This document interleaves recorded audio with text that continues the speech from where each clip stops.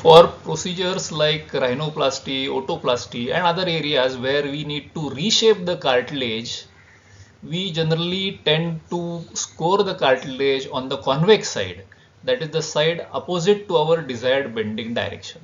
So this is called as the Gibson's principle. So Gibson's principle is one of the fundamental concepts used in reconstructive and aesthetic surgery. So let us see the reasons, let us see the basics of Gibson's principle and the reason as to why we do this. So the principle provides guidelines on how to effectively and shapely and effectively reshape the cartilage by scoring in a controlled manner.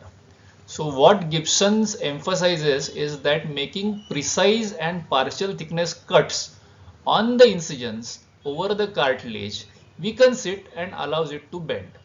The depth, length, location of this scoring determines the extent and directions of the cartilage movement. So depending upon where we want it to bend, we have to take the incision. So to achieve a controlled bend, scoring should be done on the convex side. What happens, why we should do that, is because it weakens the cartilage on that side. It weakens the cartilage on the convex side. Therefore, it bends towards the intact and stronger side. That is why the cartilage must be scored on the convex side.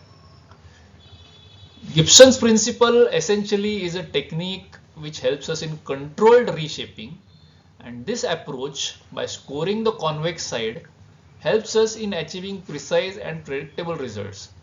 It also helps to maintain the structural integrity of the cartilage.